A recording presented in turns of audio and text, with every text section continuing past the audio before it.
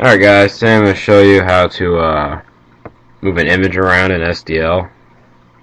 This is really useful because you can use it to move players and other stuff around in games. And let's get started. Include the IO stream, it's a habit of mine. Include SDL. And then we got some new variables to declare. SDL event. This is going to help us get all the key events. SDL event, key event, and then we have a bunch of bool variables to declare. Bool run equals true. This will keep the main game loop running. Whenever it turns false, the loop will exit. And then to check if the keys are pressed down, the way I'm going to do it is use these variables right here. Key up, key down, key left, key right. And if these are true, then it will do the selected action that the if statement specifies and do whatever, which in this case would be move the player up, down, left, right, wherever specified. Alright, and then we have some familiar variables from our previous tutorials. SDL rex, source and destination, SDL surface, screen, SDL surface, player, buffer. And I do believe that's it. I feel like I'm missing something, but we'll come back if there's anything we're missing. Alright, and then int main, int arg count,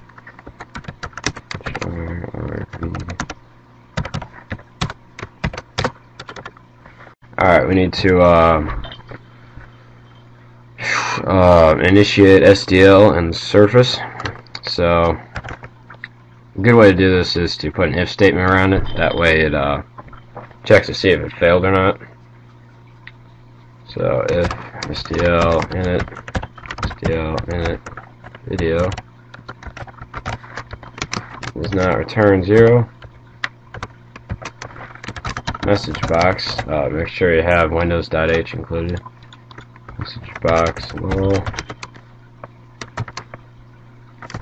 Did not initiate SDL.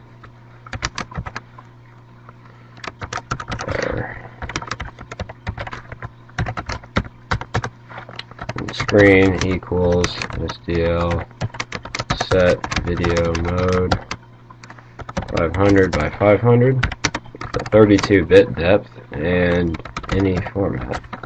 SDL any format. If screen equals null, which means it didn't properly open up, then show this message box telling us that it did not initiate correctly.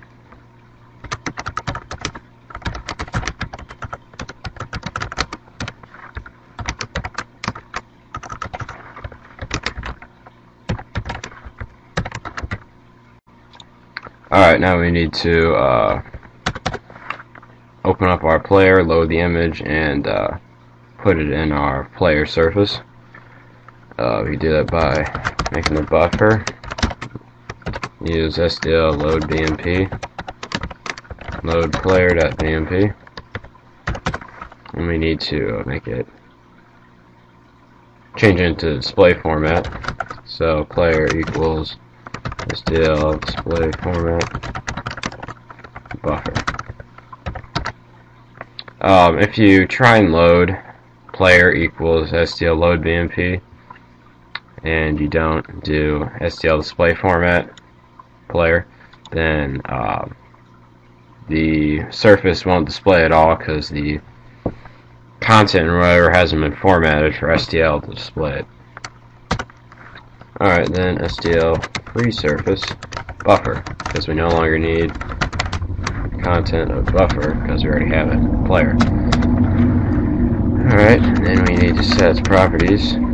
Source X is 0, source Y is 0, source height is player height, source width is player width, destination X, since it's a 500 by 500 screen and I have a really small image, I'll just do 250 for each of these.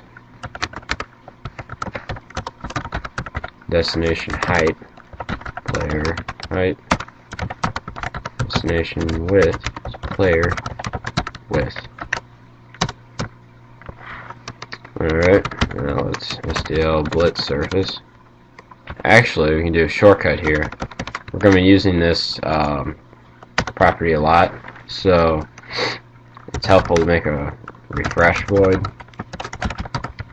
so that we can only type out a short line instead of having to type out both of those long lines.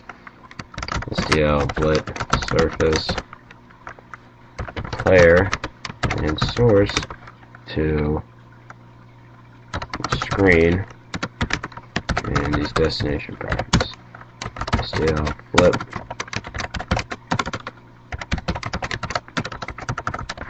here we go. We have two statements in here, blitz surface, and blitz it to the screen, and then refreshes the screen. Simple as that. Oh, we should also do SDL fill rect. This will clear the screen and it'll fill it completely with black. This way, you start out with a clean slate each time, so there's no override or whatever it's called from a image being blitted multiple times. Because without this, after you remove it, the other image will still be there. It'll just be at a different location. So if you keep moving it around, it'll kind of create like a little string of whatever image you're making. I'll show you guys in order to so you guys get an idea of what I'm talking about. Alright, and then let's call refresh.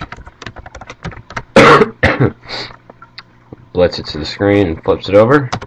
Now we have our main loop.